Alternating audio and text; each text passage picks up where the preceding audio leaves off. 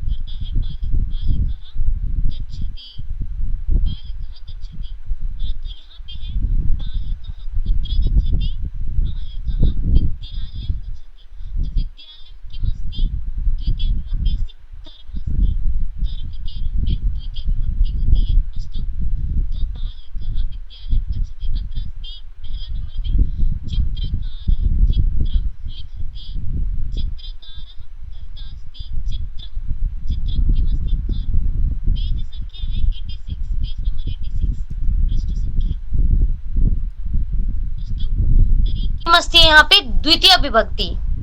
कर्ता प्रथमा विभक्ति, बालकः गच्छति, सः पिबति, रामः आगच्छति, मोहनः खादति, सीता आगच्छति, सीता हसति, रमा पठति। अस्तु, परन्तु किम् अस्ति? रमा किं पठति? रमा पुस्तकं पठति। तो पुस्तकं किम् अस्ति? कर्म। अस्तु, तर्हि द्वितीय विभक्ति। तो पुस्तकं जो है वो द्वितीय विभक्ति है। अस्तु, तर्हि अत्र अस्ति चित्रकारः चित्रं लिखति। चित्रकारः किं लिखति? चित्रकारः चित्रं लिखति। चित्रं द्वितीय विभक्ति। अत्र द्वितीय विभक्ति अस्ति चित्रं में। अग्रे अस्ति तक्षकः किं तक्षति? तक्षकः काष्ठं तिक्षति। काष्ठं द्वितीय विभक्ति। अस्तु, तक्षकः काष्ठं तक्षति। अग्रे अस्ति कपयः तरुण अकम्पन्त। कपयः, अत्र कपयः अर्थात् किम् अस्ति? अत्र कपयः अस्ति वानर। अस्तु, तरुण अस्ति वृक्ष। अस्तु, तरु जानाति? तरु पेड़ का पर्यायवाची भवति वृक्ष तरु। तर्हि तरुण अत्र किम् अस्ति? द्वितीय विभक्ति। इसमें द्वितीय विभक्ति लगा है तरु में। तर्हि कपयः तरुण अकम्पत। कपयः किम् अकम्पत? कपयः तरुण अकम्पत। अग्रे अस्ति मुनयः रमापतिम् अभजन्। मुनयः किम् अभजन्? मुनयः रमापतिम् अर्थात रमा के पति को भजता है।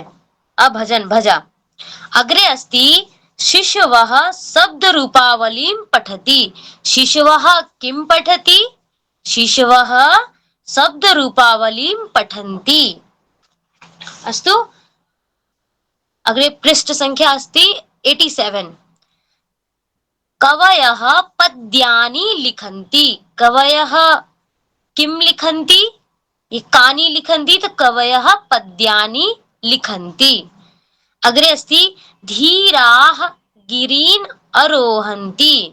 गिरीन् इत्युक्ते पर्वत, आरोहन्ति चढ़ते हैं। अस्तु, तो धीराः, धीर वीर धीर एवं, धीराः गिरीन् आरोहन्ति। धीराः किम् आरोहन्ति? धीराः गिरीन् आरोहन्ति।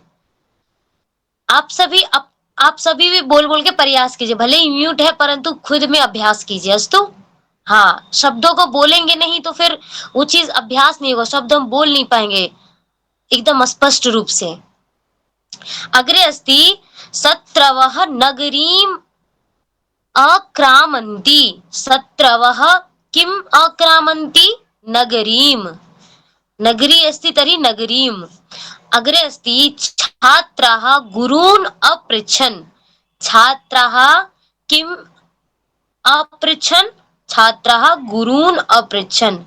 गुरवः उत्तराणि अवदन्। गुरवः उत्तराणि अवदन्। अग्रे अस्ति सीता मणीन् अयच्छत्। सीता किम् अयच्छत्? सीता मणीन् अयच्छत्। अग्रे अस्ति सीता अंगना श्लोकान् गायन्ति। अंगना किं गायन्ति? अंगना श्लोकान् गायन्ति। श्रुतयः धर्मं बोधयन्ति। श्रुतयः किं बोधयन्ति? श्रुतयः धर्मं बोधयन्ति। कुमारी अतिथीन् इच्छते। आं प्रश्नं पृच्छतु।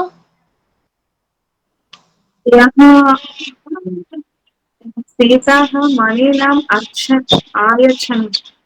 अर्थ क्या है आयच्छत्? मतलब आयच्छत्, आयच्छत् इत्युक्ते कि आयच्छत्। समझ में नहीं आया, आपका वॉइस ब्रेक हो रहा है। हरि ओम। इदानीं ध्वनि सम्यक् अस्ति? हाँ, आवाज सही है? हाँ हाँ। तर्हि अहं वदामि कि अयच्छत् मतलब चाह, भूतकाल में पास्ट टेंस। अच्छा, सीता मणीन् अयच्छत्, चाह। अस्तु, वही आप अपृच्छन्। छात्राः गुरुवान् अपृच्छन्। छात्र गुरु से गुरु को या गुरु से पूछा, अपृच्छन पूछ लिया, पूछा, पास्ट टेंस। मतलब अच्छा, पास्ट टेंस को आप पूछा, प्रेजेंट टेंस को प्रेजेंट टेंस पृच्छत। पृच्छत। अच्छा। परंतु इदानीं प्रश्न उत्तर समय नास्ति, अंतिम अंतिम समय प्रश्न उत्तरं भविष्यति। अस्तु मतलब भूल जाएंगे इसलिए पूछ लिया, क्षमा क्षमा। अस्तु, वार्ता नास्ति परन्तु अन्तिमे। अस्तु, अग्रे अस्ति श्रुतयः धर्मं बोधयन्ति, कुमारी अतिथीन् इच्छते। कुमारी किम् इच्छते? कुमारी अतिथीन् इच्छते। तरुणयः शालां प्रविशन्ति। तरुणयः शालां, तरुणयः कुत्र प्रविशन्ति? तरुणयः शालां प्रविशन्ति। समितिः अनुमतिम् अयच्छत्। समितिः किम् अयच्छत्? अनुमतिम् इत्युक्ते परमिशन्। अस्तु, अयच्छत् चाह। समितिः अनुमतिम् अयच्छत्। व्याघ्रः वनम् अधितिष्ठति। व्याघ्रः कुत्र अधितिष्ठति? कहाँ रहता है, निवास करता है? तो व्याघ्रः वनम् अधितिष्ठति। अग्रे अस्ति प्रधानमन्त्री देहलीम् अधितिष्ठति। प्रधानमंत्री कुत्र? यदा यदा किम स्थानम, प्लेस आता है वहां पे प्रश्न बनता है कुत्र। यदि कोई सामग्री आता है तो किम, क्या पढ़ रहा है, क्या कर रहा है, क्या पी रहा है। अस्तु, परंतु यदि कभी जगह का नाम आ जाए तो कुत्र वहां पे प्रयोग करना है, फिर वहां पे किम नहीं। अस्तु, तो अत्र अस्ति प्रधानमंत्री देहलीम् अधितिष्ठति। प्रधानमंत्री कुत्र अधितिष्ठति? देहलीम्। पार्वती कैलासगिरिम् अधिवसति। पार्वती कुत्र अधिवसति? पार्वती कैलासगिरिम्। अस्तु, कैलास पर्वत। अग्रे अस्ति रमा कमलम् अधिवसति। रमा कुत्र अधिवसति? कहाँ रहती है? रमा कमलम, कमल में रहती है। अस्तु, हिमालयम् अमितः अरण्यानि सन्ति। क्षम्यताम्, हिमालयम् अभितः अरण्यानि सन्ति। कुत्र? क्षम्यताम्, हिमालयम् अभितः अरण्यानि सन्ति। कुटुम्बिन्यः देवताम् अभितः उपविशन्ति। कुटुम्बिन्यः देवताम् अभितः उपविशन्ति। कुटुम्बिन्यः कुत्र अभितः उपविशन्ति? वैदेही रामं विना न विहरति। विना, जब विना होता है, जब किसी चीज के कोई विना नहीं करते हैं तब भी द्वितीय विभक्ति का प्रयोग होता है। जैसे रामः लक्ष्मणेन विना वनम न गच्छति। लक्ष्मण के बिना वन नहीं जाता है। तरी, तो वहां पे किम होगा कि लक्ष्मणम हो जाएगा, द्वितीय विभक्ति विना के युग में। तो अत्र अस्ति कि वैदेही रामम विना न विहरति। वैदेही राम के बिना नहीं घूमता है। ऋषयः आहारम विना अपि जीवन्ति। ऋषि आहार के बिना भी जीवित रहते हैं। तो विना के योग में द्वितीय विभक्ति। ऋषयः आहारम विनापि जीवन्ति। सैनिकाः मार्गम उभयतः आगच्छन्। सैनिकाः मार्गम उभयतः आगच्छन्। अग्रे अस्ति नार्यः गृहम् उभयतः मार्जयन्ति। नार्यः गृहम् उभयतः मार्जयन्ति। अस्तु, तो यहाँ पे हमारा द्वितीय विभक्ति समाप्त हुआ है। जहाँ पे प्रश्न बनता है कि क्या पढ़ रहा है, कहाँ जा रहा है, क्या कर रहा है, तो उसका जो हम उत्तर देते हैं तो वही कर्म है, वही कर्म होता है। जैसे भवान किम करोति, आप क्या कर रहे हैं? तो अहम खादामी, अहम भोजनम खादामी। अहम खादामी तो सिर्फ यहाँ पे करता है, परंतु अहम भोजनम खादामी तो भोजन कर्म हो गया, तो कर्म में द्वितीय विभक्ति भोजनम। अस्तु, कोपी प्रश्नम इच्छति? हैंड रेज किसी ने किया है? अस्तु, तर्हि अग्रे तक्षकः मतलब बढ़ई। तक्षति इत्युक्ते काटना। तरुण पेड़ों को अकंपत हिलाया। अत्र अस्ति कपया मतलब वानर ने तरुण अकंपत पेड़ों को हिलाया। शिशवः बच्चे, अंगना महिलाएं, श्रुतयः वेद, वेद को भी श्रुति कहते हैं। अस्तु, इक्षते देखती है, तरुणयः तरुणियां, कुटुम्बिन्यः गृहिणियां घर में रहने वाले, वैदेही इत्युक्ते सीता, सीता को वैदेही कहा गया। यहाँ पे है द्वितीय विभक्ति के कुछ शब्द रूप है। अग्रे पृष्ठ संख्या अस्ति 88।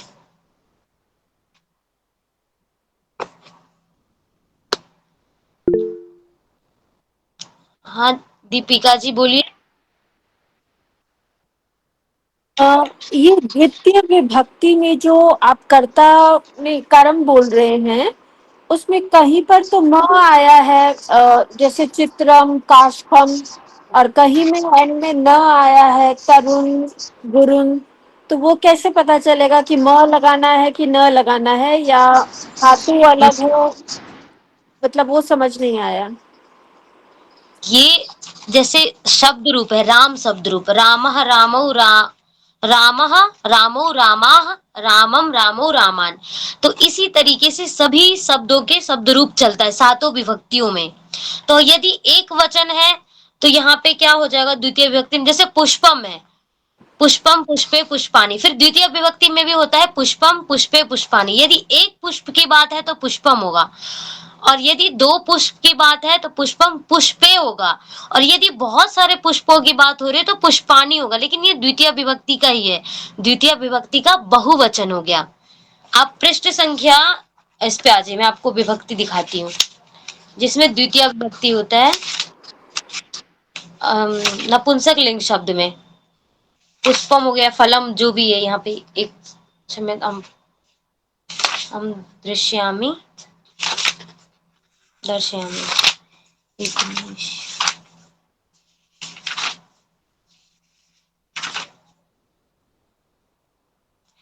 पृष्ठ संख्या अस्ति 2 से 11, यहाँ आ जाइए। यहाँ पे जैसे है ज्ञानम ज्ञाने ज्ञानानी, ये नपुंसक लिंग शब्द है, इसके जगह पे हम पुष्प शब्द भी रख सकते हैं, फल शब्द भी रख सकते हैं, नपुंसक लिंग शब्द इस विभक्ति में चलेंगे। तो इसके 7 विभक्ति आप देखिए ध्यान से। तो इसमें प्रथमा जो है उसमें है ज्ञानम ज्ञाने ज्ञानानी। ये हे ज्ञानम अभी छोड़ दीजिए, ये अंतिम का है जिसको बीच में दे दिया है। उसके बाद फिर से है ज्ञानम ज्ञाने ज्ञानानी। तो द्वितीय विभक्ति में वहां पे द्वितीय विभक्ति होगा। तो ज्ञानम ज्ञाने ज्ञानानी, ज्ञानम यदि एक बार ज्ञान की बात हो रही तो ज्ञानम, यदि दो मतलब अधिक ज्ञान की बात हो रही तो ज्ञाने, और उसके बाद ये थी उससे भी अधिक की बात हो रही तो ज्ञानानी, 2 से अधिक। अब यहाँ पे फल शब्द रूप रख लीजिए, फलम फले फलानी। जैसे कि मैं 2 फल खाती हूँ तो अहम, फिर मैं फलम नहीं बोलूंगी, मैं फले बोलूंगी, क्योंकि मैं द्विवचन की बात कर रही हूँ, द्विवचन में भी द्वितीय विभक्ति में, तो उसमें फले है। उसी के साथ अगर मैं बोलूंगी कि मैं फल मतलब मैं फलों को खाती हूँ, तो अहम फलानी खादामी, एक फल 2 फल नहीं, 2 से अधिक फल खा रही हूँ, तो वहां पे फलानी हो गया। तो आप कहेंगे कि इसमें म नहीं आ रहा है, तो द्वितीय विभक्ति का ही शब्द है, बस वो बहुवचन का हो गया। मेरी ध्वनि सही से आ रही है? हाँ ठीक है, धन्यवाद। हाँ जी मनीषा महोदय, अहम् एकः प्रश्नम् इच्छति। भवत्या कथ्यति यत्र मीन्स कहाँ हम कदा प्रयोग करेंगे और कहाँ किम, मीन्स आपने प्रश्न निर्माण किया तो कहीं आपने कदा कथ्यति व कहीं किम कथ्यति। वो वाक्य से ही पता चल जाता है। जैसे कि यहाँ पे है चित्रकारः चित्रम लिखति, तो आप यहाँ पे ये नहीं बोलेंगे कि कदा, कदा मतलब कब लिखते हैं, ऐसा नहीं, या कुत्र कहाँ लिखते, ये नहीं। यहाँ पे चित्रम है तो क्या लिखते हैं, तो यहाँ पे स्वाभाविक प्रश्न बन रहा है कि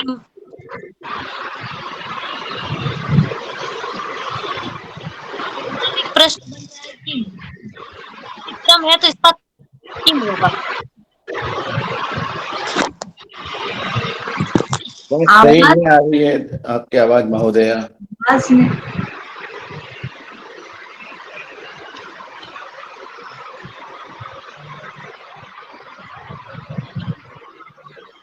स्मृति स्मृति महोदया, आप म्यूट कर लीजिए।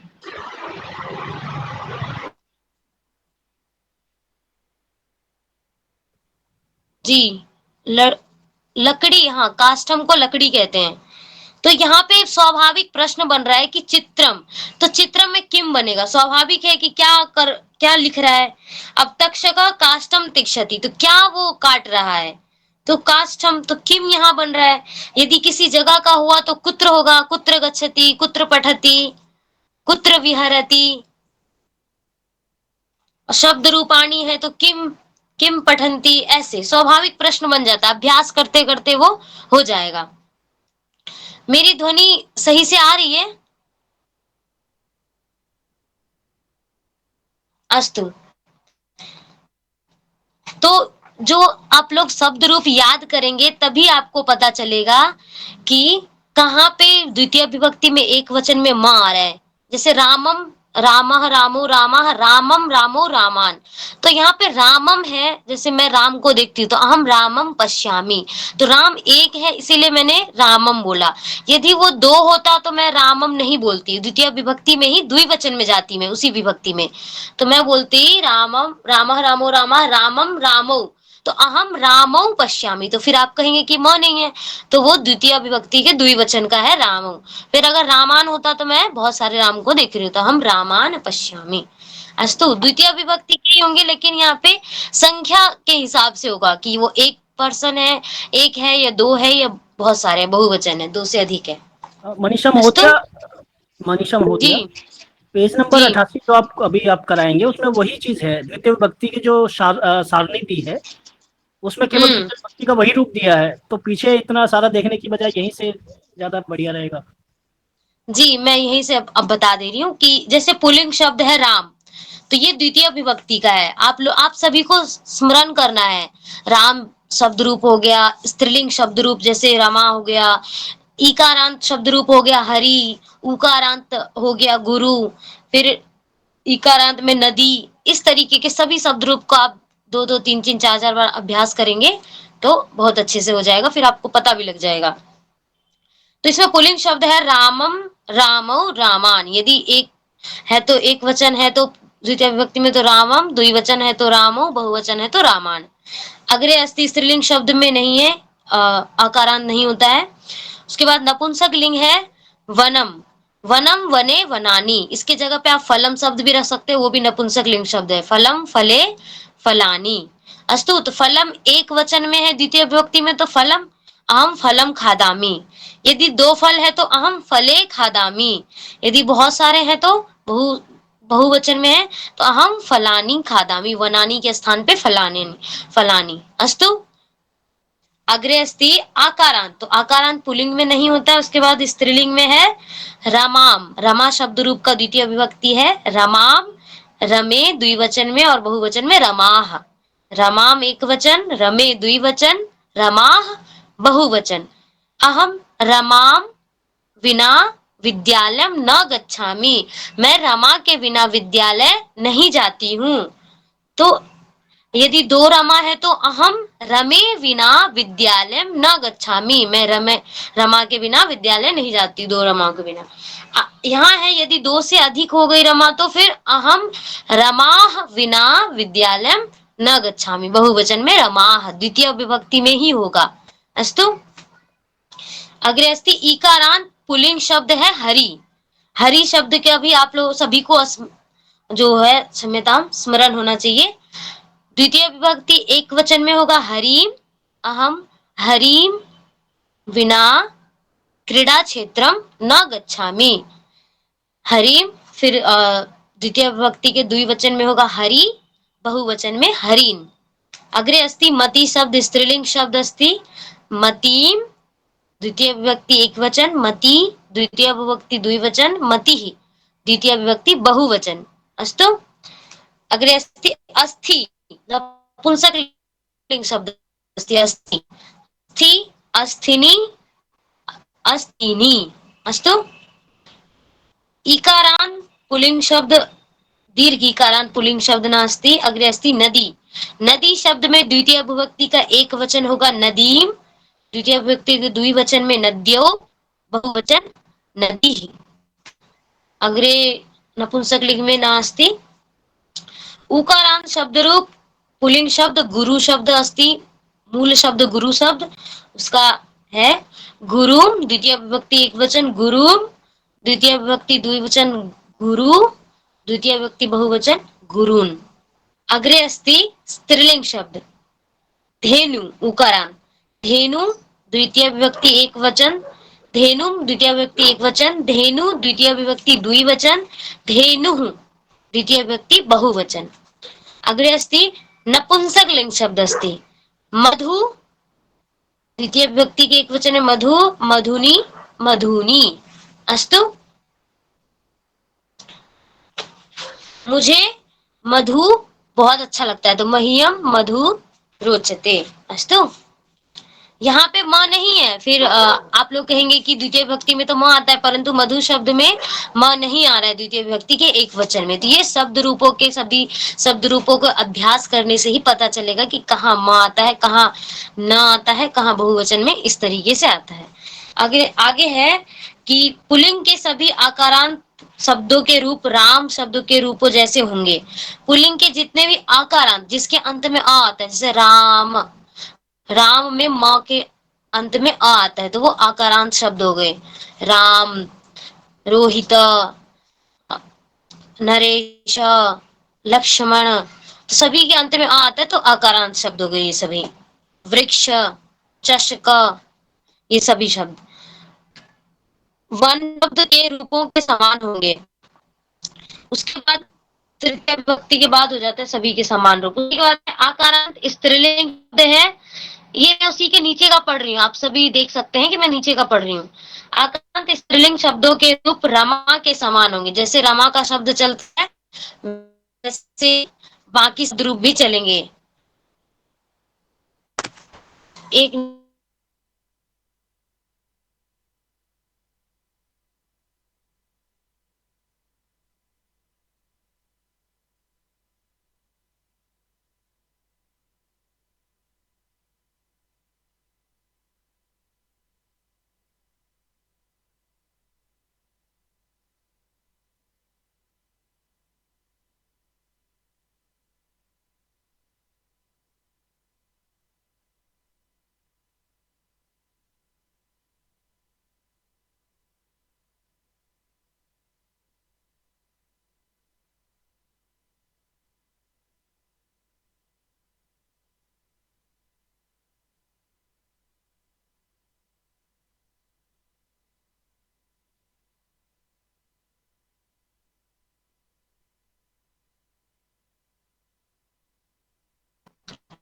ध्वनि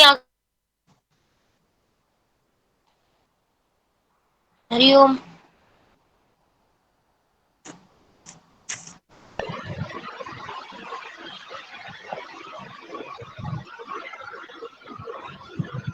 ध्वनि मेरी मेरी आवाज आ रही है? कम आ रही है, कम आ रही है। द्विनिमिषं करोमि।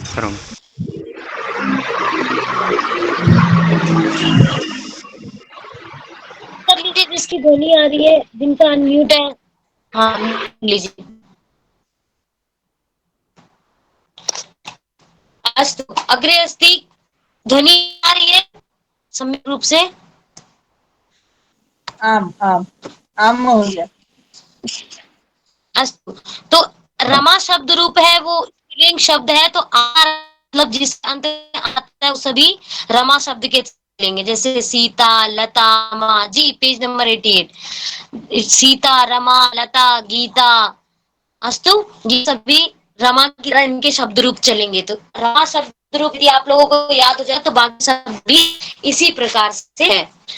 उसी के आगे इकारांत उकारांत पुल्लिंग दो के हरि और टू के होंगे। जैसे हरि, हरि हरि में ई आया है इसलिए उसे ईकारांत कहा गया है। ई है अंत जिसमें ई अंत है जिसमें उसको इकारांत कहा गया है। जी अरुणा जी प्रश्न पूछिए। आपका आवाज क्लियर नहीं आ रहा है।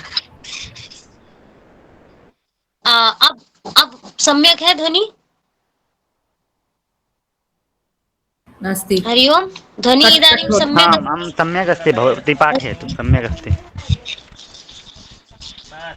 अस्तु तर्हि अहं वदामि कि ईकारांत और उकारांत ये दोनों पुल्लिंग शब्द है। ईकारांत इसलिए कहा गया, हरि के अंत में ई है इसलिए ईकारांत है। तो ये सब यदि आपको शब्द रूप याद हो गया तो ईकारांत बाकी सभी शब्द रूप याद हो जाएंगे। उसी के साथ है उकारांत। गुरु शब्द, गुरु के अंत में उ आ रहा है इसीलिए उसे उकारांत कहा गया है। तो ये शब्द रूप भी आप सभी को स्मरण होना चाहिए। अग्रे अस्ति इकारांत उकारांत स्त्रीलिंग शब्दों के रूप क्रमशः मति और नदी की तरह चलेंगे। जैसे मति नदी में है और धेनु, तो ये सभी आपको याद होना चाहिए। आगे आने वाले पाठों में आप अन्य विभक्ति, हम और भी विभक्ति जानेंगे, तृतीय विभक्ति, चतुर्थी विभक्ति, ये सभी। उसके बाद यहाँ पे है सर्वनाम शब्दानाम द्वितीय विभक्ति है रूपाणी। सर्वनाम शब्द वो शब्द है जो संज्ञा के स्थान पे प्रयोग होता है, जैसे कि प्रोनाउन। प्रोनाउन आपने पढ़ा है, उसी प्रकार से यहाँ पे सर्वनाम शब्द है जो नाउन की जगह पे प्रयोग होता है। दकारांत शब्द है तद। तद शब्द में यहाँ पे द्वितीय विभक्ति है। यहाँ पे सर्वनाम के भी विभक्ति चलते हैं। जैसे राम शब्द रूप के साथ विभक्ति चलते हैं, राम रामो रामा रामम रामो रामान रामेन रामाभ्याम रामई रामाय रामाभ्याम रामेभ्य राम रामा, ऐसे। तो उसी प्रकार उनके सर्वनाम के भी चलते हैं। तो यहाँ पे सर्वनाम है सह का, यहाँ पे द्वितीय विभक्ति है तम। तम द्वितीय विभक्ति एक वचन का तम है, द्वितीय विभक्ति द्विवचन का तऊ, द्वितीय विभक्ति के बहुवचन में तान। जैसे बालकम, बालको, बालकान होता है, तो उसी का यहाँ पे सर्वनाम शब्द है तम तऊ तान। अग्रे अस्ति तद शब्द दकारांत स्त्रीलिंग शब्द अस्ति ताम ते तानी। जैसे लताम, लते, लता, क्षम्यताम, ताम ते ता, जैसे लता, लताम, लते, लता होता है, उसी का यहाँ पे सर्वनाम शब्द रूप है ताम ते तानी ताह, क्षम्यताम। अग्रे अस्ति नपुंसक लिंग शब्द, नपुंसक लिंग तत् ते तानी। जैसे वनम वने वनानी है, तो उसी प्रकार उसका सर्वनाम शब्द है तत् ते तानी। अस्तु। अग्रे अस्ति दकारांत एतद शब्द, एतद, एतम, एतौ, एतान। एतम द्वितीय विभक्ति एक वचन में एतम, द्वितीय विभक्ति द्विवचन में एतौ, द्वितीय विभक्ति बहुवचन में एतान। अग्रे अस्ति स्त्रीलिंग शब्द में एताम, एते, एताह। एताम रमा, रमाम से इसको जोड़िए। रमाम संज्ञा शब्द है और एताम सर्वनाम शब्द है, तो रमाम है, उसी प्रकार से इसका जो सर्वनाम शब्द है द्वितीय विभक्ति में एताम। रमे तर्हि एते, रमा तर्हि तथैव अस्ति अत्र एताः। अग्रे अस्ति नपुंसक लिंग शब्द द्वितीय विभक्ति के एक वचन में एतत्, द्वितीय विभक्ति द्विवचन में एते, द्वितीय विभक्ति बहुवचन में एतानि। अहम एतानि फलानि खादामि। एतानि अस्तु सर्वनाम शब्द है। उसी के साथ है किम शब्द, मकारांत, जिसके अंत में म आता है। किम, किम में म आ रहा है अंत में, इसीलिए मकारांत क्या है कहा गया कि म अंत में है, जिसके उसे मकारांत कहा गया है। तो कम, कम प्रश्न बनता है किम, तो उसी का आता है पुल्लिंग में बनेगा, प्रश्न का भी चलता है सातों विभक्ति, कह, कऊ, ऐसे। तो उसी प्रकार है कम शब्द, जैसे रामम है तो उसी का प्रश्न पूछेगा कि कम किसे देख रहे हो, तो कम पश्यति, भवती कम पश्यति, या सह कम पश्यति, वह किसे देखता है। तो बात जैसे रामम है तो वहां पे कम हो जाएगा द्वितीय व्यक्ति के क्वेश्चन में। जी प्रश्न पूछिए, कोई प्रश्न है? आपने हैंड रेज किया है। हाँ महोदय। महोदय ये कम क्यों प्रयोग में ले रहे हैं जब किम है ऑलरेडी तो?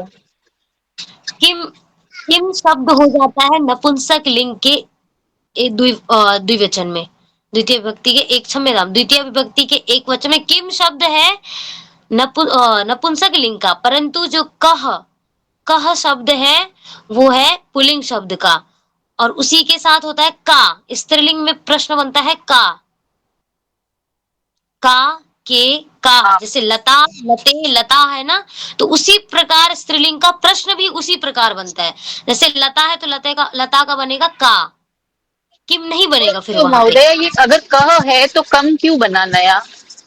कम तो द्वितीय विभक्ति के एक वचन में बनेगा, प्रथमा विभक्ति के एक वचन में तो कह होगा, लेकिन जैसे आप द्वितीय विभक्ति में आओगे, जैसे रामम हो गया ना, प्रथमा में तो राम है तो कह प्रश्न बना है, यदि उसी के द्वितीय विभक्ति में आओगे आप तो रामम है तो इसीलिए कम बना है प्रश्न। अस्तु, प्रश्न भी पुल्लिंग शब्द के रूप के हिसाब से ही चलता है। जी, आप शब्द रूप में देखेंगे प्रश्न निर्माण। म्यूट कर लीजिए, आपकी ध्वनि आ रही है। हम ये कह रहे हैं कि जो प्रश्न शब्द है उसके भी 7 विभक्ति चलते हैं, पुल्लिंग के अनुसार, स्त्रीलिंग के अनुसार और नपुंसक लिंग के अनुसार। पुल्लिंग का शब्द होता है कह, कऊ, काह, तो उसी प्रकार स्त्रीलिंग का शब्द बनेगा का के का, और नपुंसक लिंग का बनेगा किम के कानी। जैसे फलम फले फलानी है तो किम के कानी, ऐसे इसकी भी 7 विभक्ति चलते हैं प्रश्न के भी लिंग के हिसाब से। जी पूछिए प्रश्न। महोदय इसमें कम करके लिया है, कह आप कह रहे हैं ना, इसमें पुस्तक में तो पुल्लिंग पे कम कऊ कान ऐसा दिया है। कह है प्रथमा विभक्ति, कम हो गया उसका द्वितीय विभक्ति। जैसे राम रामो रामा है तो वो प्रथमा है, इसलिए कह कऊ का हो गया। और उसके बाद होता है रामम रामो रामान, तो रामम का हो गया कम, रामो का कऊ और रामान का कान। अस्तु, ये द्वितीय विभक्ति में आता है, बराबर? द्वितीय विभक्ति में, ठीक। द्वितीय विभक्ति एक वचन का है कम, द्विवचन का कऊ, बहुवचन का कान। जैसे रामान है वैसे कान। अस्तु अस्तु अस्तु। नमो नमः महोदय। यानी ये जो द्वितीय विभक्ति का कहीं भी हम प्रयोग करेंगे, चाहे वह सर्वनाम में हो चाहे क्रिया में हो, तो जहां प्रश्न बनेगा, कुछ भी यानी जहां प्रश्न बनेगा वही हम द्वितीय विभक्ति का प्रयोग करेंगे। जी जी पूछिए। ये पृष्ठ संख्या 15, ये कहा कौन के ये सब रूप दिए हुए हैं।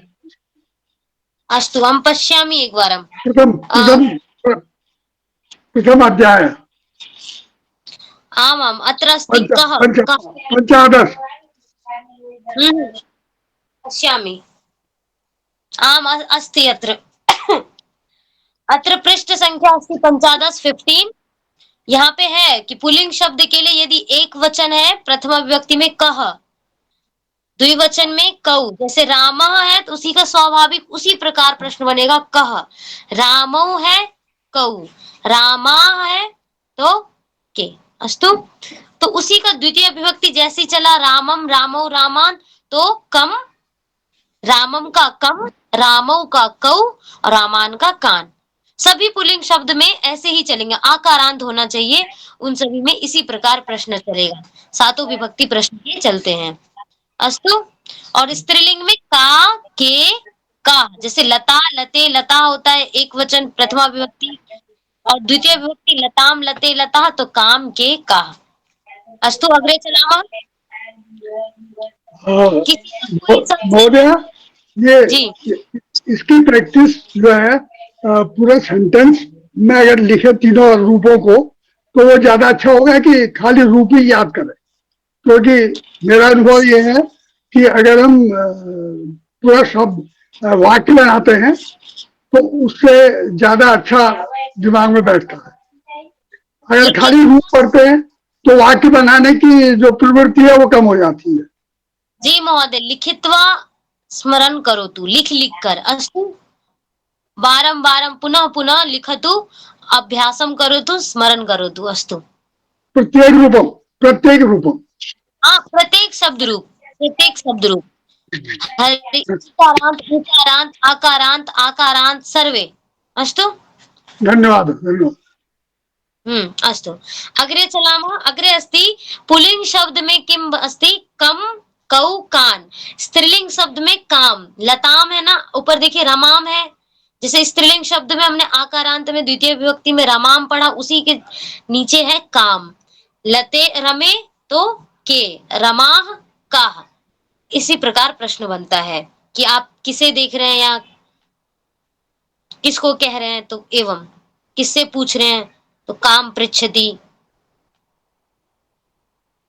उसी के साथ है नपुंसक लिंग में बनता है किम के कानी, वनम किम वने के वनानी कानी, अस्तु। दकारांत स्त्रीलिंग शब्द है अस्मद शब्द, माम अस्मान, अहम का है ये। अहम का द्वितीय विभक्ति में बनेगा माम। अहम मतलब मैं होता है, माम मतलब मुझे, अस्तु। अग्रे अस्ति अस्मान बहुवचन में। उसके बाद है दकारांत स्त्रीलिंग युष्मद शब्द त्वम का, त्वाम युष्मान, त्वम शब्द होता है तुम, उसका यहाँ पे द्वितीय विभक्ति है त्वाम युष्मान। तो ये भी, इसका भी विभक्ति सातों विभक्ति दे रखा है, शब्द रूप पूरे अच्छे तरीके से दे रखा है। तो इसका भी अभ्यास लिख लिख के कीजिए, वो ज्यादा बेहतर रहेगा। अस्तु तर्हि अग्रे द्वितीय विभक्ति के संबंध कुछ अंश। वाक्य के सामान्यतः कर्ता, क्रिया और कर्म होते हैं। वाक्य में तीन चीजें होती है, कर्ता कार्य को करने वाला, क्रिया जिस कार्य जिस मतलब पढ़ना, पठति क्रिया है। अग्रे अस्ति कर्म, जिस चीज को किया जा रहा है, वनम गच्छामि, पुस्तकम पठामि, चित्रम लिखामि, तो ये चित्रम वनम ये सभी कर्म है। आम पृच्छतु, कोऽपि हैंड रेज कृतवती, प्रश्नम अस्ति, पृच्छतु। ये दकारांत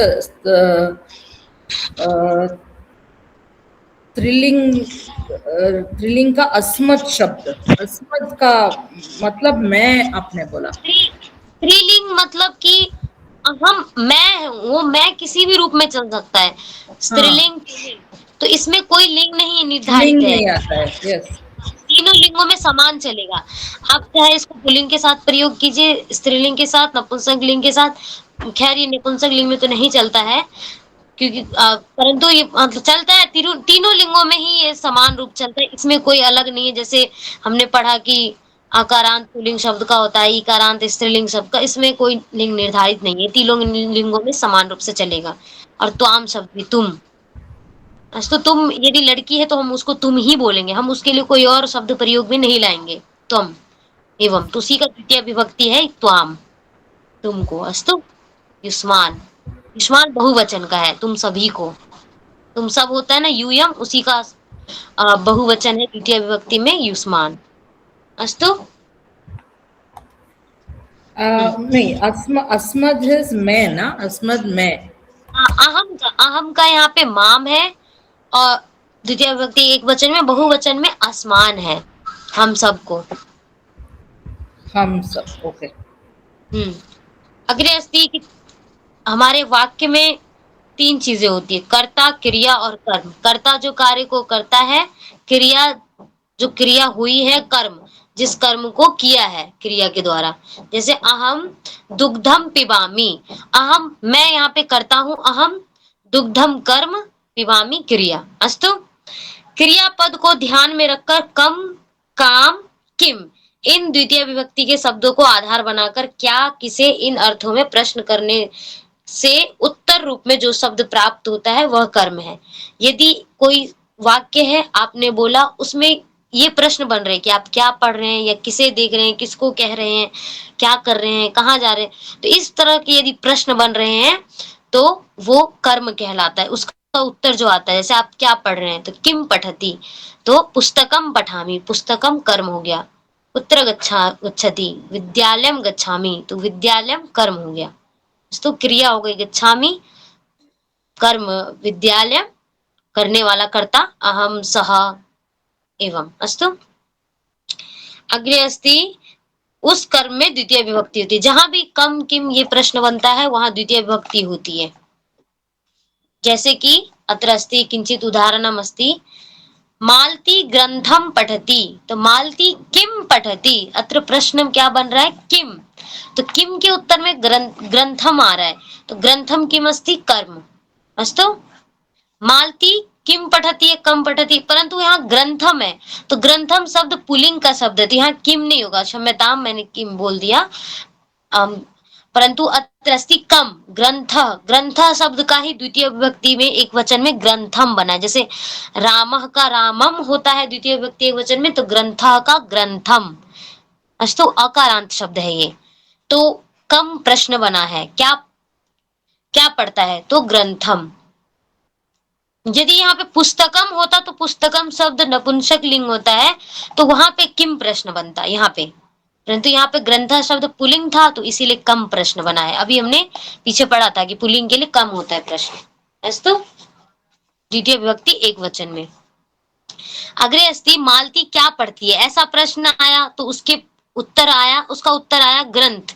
यह शब्द उत्तर के रूप में प्राप्त होता है, इसीलिए ग्रंथ कर्म हुआ, यहाँ पे कर्म के रूप में हमें यहाँ पे प्राप्त हुआ प्रश्न जहाँ पे पूछा गया उसके उत्तर में। तो संस्कृत वाक्य में कर्म की द्वितीय विभक्ति होने से ग्रंथम हो जाता है। अकारांत शब्द रूप याद से भी पता चल जाता है कि द्वितीय विभक्ति के एक वचन में ग्रंथम होता है। तो यह द्वितीय विभक्ति का रूप प्रयुक्त है। ग्रंथ शब्द आकारांत पुल्लिंग शब्द है, मैंने पहले भी बता दिया कि राम, जैसे राम के अंत में म में आ रहा है, उसी प्रकार ग्रंथ शब्द में भी अंत में आ रहा है, तो ये पुल्लिंग शब्द हो गया, इसीलिए उसका द्वितीय एक वचन का रूप ग्रंथम है। अस्तु जैसे रामम होता है वैसी ग्रंथम। यदि कर्म निर्देशक शब्द स्त्रीलिंग का है तो स्त्रीलिंग शब्दों के अनुसार उसका रूप होगा। जैसे मालती कथा पढ़ती है, तो जैसे सीता, लता, रमा आकारांत है तो ये स्त्रीलिंग शब्द है, उसी प्रकार कथा शब्द यहाँ पे आकारांत है, तो कथा शब्द न पुल्लिंग है न स्त्रीलिंग है, क्षम्यताम, न पुल्लिंग है न नपुंसक लिंग है, ये स्त्रीलिंग शब्द है क्योंकि आकारांत है, आ से अंत हो रहा है। तो मालती कथा पढ़ती है या दिनचरी पढ़ती है, इकारांत दिनचरी मति शब्द के अनुसार, तो उसके अनुसार उसका रूप होगा। जैसे मालती कथाम पठति, लताम होता है उसी प्रकार कथा का कथाम, द्वितीय विभक्ति एक वचन में, तो मालती किम, मालती कथाम, तो प्रश्न क्या है यहाँ पे कम ना, क्षम्यताम, यहाँ पे प्रश्न स्त्रीलिंग शब्द में होगा काम, जैसे लताम तो काम, तो मालती काम पठति, तो यहाँ पे होगा ग्रंथाम, क्षम्यताम कथाम, कथाम पठति, मालती किम काम पठति कथाम, स्त्रीलिंग शब्द में प्रश्न बनेगा काम, कम नहीं बनेगा और किम नहीं बनेगा। अस्तु यह आकारांत स्त्रीलिंग का द्वितीय का रूप होगा। और मालती दिनचरीम, यदि इकारांत है तो वहां पे मतीम जैसे है वैसे दिनचरीम हो जाएगा। दिनचरी शब्द इकारांत है, अंत में ई आ रहा है तो उसका द्वितीय विभक्ति बनेगा दिनचरीम पठति। मालती प्रश्न वही रहेगा कि मालती काम पठति, मालती दिनचरीम पठति। यह इकारांत स्त्रीलिंग का द्वितीय विभक्ति का रूप होगा। इसी प्रकार नपुंसक लिंग के कर्म पद के रूप समझ लेने चाहिए।